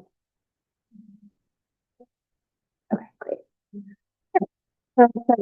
And Dan's gonna be up here with me as well. We've been working on updating our programming at the Greenway, and we're excited to share with you today. So, as you know, the Ramble is our signature event every year, where we gather information about partner hosted events, and we share those broadly. I'm happy to report the event submission form is open. So if you are hosting an event, please submit there. We made some pretty significant changes to the navigation of the website this year. And this is going to be an interim solution to that, bigger website we talked about a little earlier, where we're integrating everything together. So if you'd like to be included in the guidebook, make sure to get your event details in by June 19th. And if you want to be included in the social media campaign, please submit your details by July 31st. Of course, you could still list your event on the website, but to secure your space in those advertising opportunities, please submit by those dates. And as a reminder, Ramble events occur in September, so your event must take place between September 1 and 30. Must be located within the Greenway area or the National Heritage Area, with counties listed above, and celebrate the region's cultural and natural resources. All right. And the next thing we're working on is Hudson River Valley 250 and beyond. So this is a program that will bring people through 250 years of history in the Hudson Valley, centered around our National Heritage Areas themes.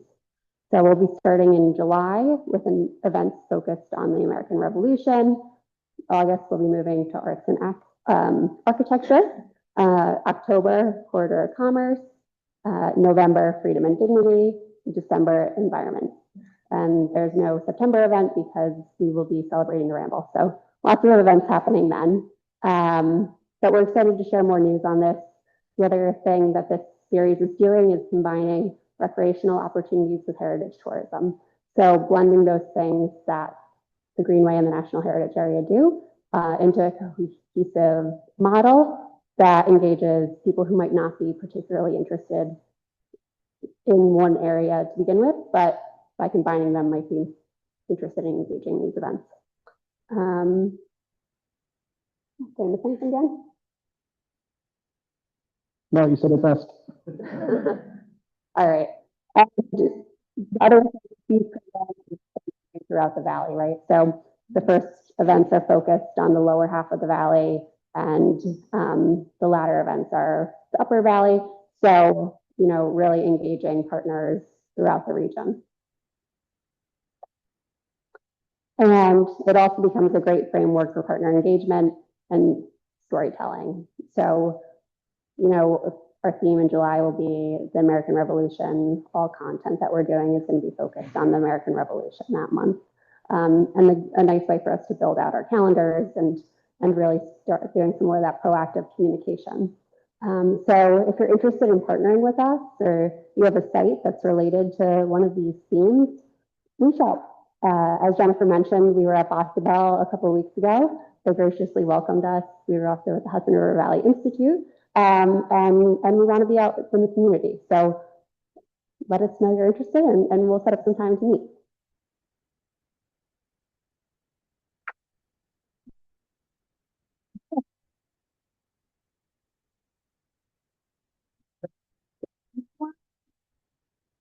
To that?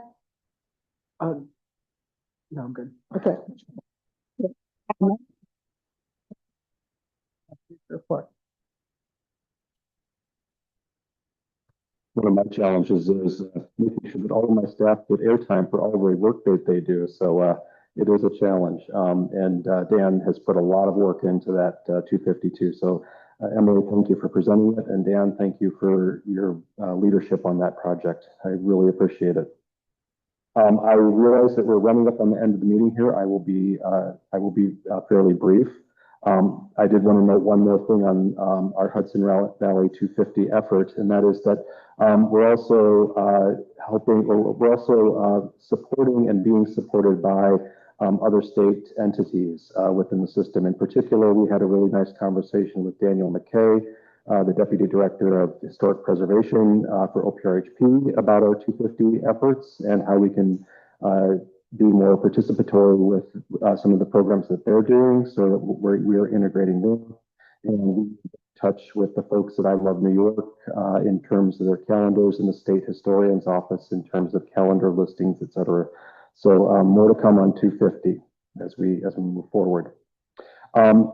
Moving back over to the trail side of our house, I just wanted to note that we have funds remaining from our work on the Empire State Trail over the last several years. Even though the trail is closed, there are funds that have been reappropriated, and we've worked with both the Chamber and the Department of Budget to secure those funds and put those funds back to work for New York State. So they were reappropriated for 5 years, and we went to those two entities with a proposal, and now we're starting to implement. One of the projects that we're working on right now is the city of Cohoes, just north of Albany. And it's on the Empire State Trail on Van Skyke Island. There's a section of the trail, it's about 1.5 miles long, it needs to be repaved, basically. The trees are too close, it's heaved. So we went to the city, we said, we have resources, you have engineers, you have contractual abilities, we'd love to fund this work. And they said, huh? Really? So we convinced them. The city of Cohoes, we are actually providing the engineering and design services. We have a retainer with an engineering and design firm, a GPI. They've put out the contract and have just awarded a contract for construction on that section of trail. So that dangerous trail section is going to be improved using EST funds over the next couple of months here. So great project happening in the city of Cohoes with those funds.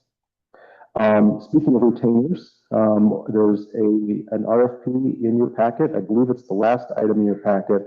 One of the things we are, as I euphemistically like to say, we are the world's smallest state agency. And several of my state agency partners are here. I'll know that because I've got 8 staff members, and we're really little. And one of the things we don't have is legal services. And we've done our best to this point, but we also need those services occasionally.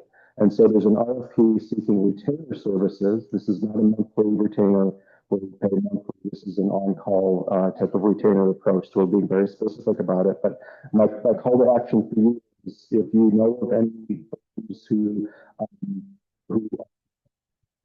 interested, please feel free to pass that information on to them. We're taking open bids right now through June 1st. Just a quick note, a project that we've been involved with, our partners, Parks and Trails New York, a not-for-profit organization, has just completed an economic impact study of the Empire State Trail, the entire 750 miles of the EST. In that project, they used our data from the Hudson River, so 250 miles worth of data is from us. We also provided financial support for that project. And both Cody Arena and Beth Campochiaro participated throughout the economic impact study process. I can't give you any numbers right now. I'm sworn to secrecy by PTNY. They'll have my head if I say anything. But you can come and learn those are actually really awesome numbers on June 6th at a press conference in Albany. So watch our social media for more information on that opportunity coming up. And congratulations to PTNY for taking the initiative and not only working with us, but also OPRHP, ESD, and New York State Canal Corporation, my friends with the Canal Corp. June 9th, thank you, Cody. June 9th. Jennings Landing. Don't show up at Jennings Landing on June 6th. They won't be there. Show up on June 9th at 10 o'clock or thereabouts. Okay, thank you. Just as you all know, we had a bond act. $2 million worth of bond act funding through the state's bond act program. Thank you to DEC and to Governor Hope for that support.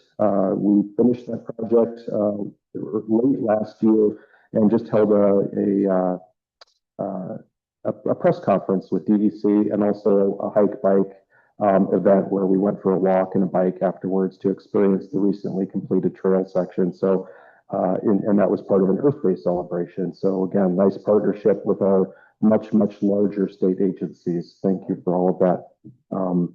And then Cody has been developing relationships with the emergency services folks in Columbia County and has been participating at some events that they are holding, public events to raise awareness for safety on hike bike trails, and particularly in Kinderhook and other areas. So thank you, Cody, for that. There's some more coming up.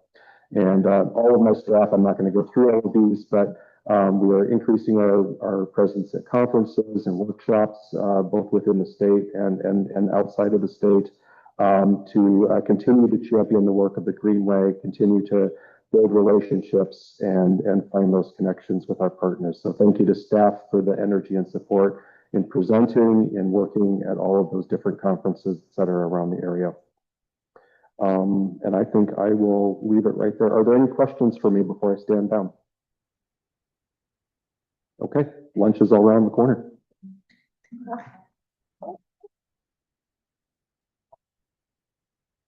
Thanks, Andy.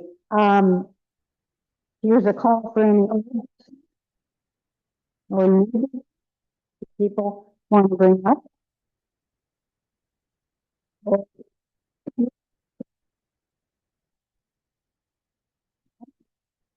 Great. I'd just like to say that tomorrow is the 65th anniversary of Boscobel opening to the public as a museum. Governor Rockefeller cut the ribbon, and when he did, he said, "The devoted men and women responsible for the restoration of Boscobel have rescued one of early America's great architectural gems and achieved much more. They've not only preserved the beauty from America's past, they've made it an instrument to communicate the history, art, crafts, and great traditions of this valley, which means so much to the founding and growth of our country." So we're celebrating it with a little concert, and there's a much bigger concert on July 4th, where we welcome the Greater Newburgh Symphony Orchestra, and we all cheer on the service people at West Point right across the river. We're expecting 1,200 people. And so if you're interested in flag waving on July 4th, you know where to come. We'd welcome you too. And then I'll just also say, since Barney McHenry's name has been invoked, of course, several times, that we're also honored to host the McHenry Fellows, funded through Open Space Institute Fellowships, on August 11th. These are emerging scholars and professionals who have worked all summer on projects related to historic preservation or natural conservation, so certainly in line with the Greenway. If you'd like to hear about these inspiring next generation thinkers and all of the work that Barney still inspires, come to Boscobel on August 11th to hear those McHenry Fellows. It means so much that these programs carry his name, so thank you. Thank you. Please. I wanted to commend the Greenway on funding for zoning.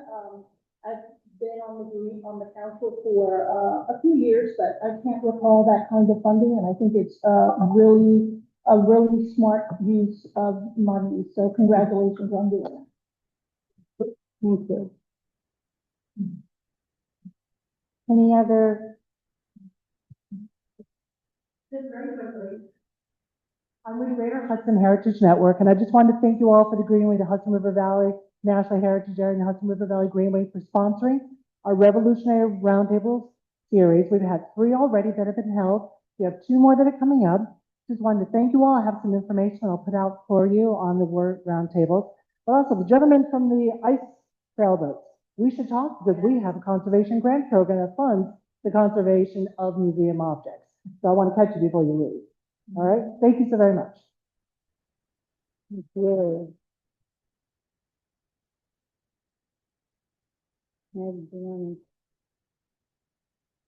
Going to conclude the meeting. Yes, we should have a motion to adjourn. That's always fast, you know? Okay, second? Dean, okay, all in favor? Any opposed? Didn't think so. It's wonderful seeing you. Thank you so much.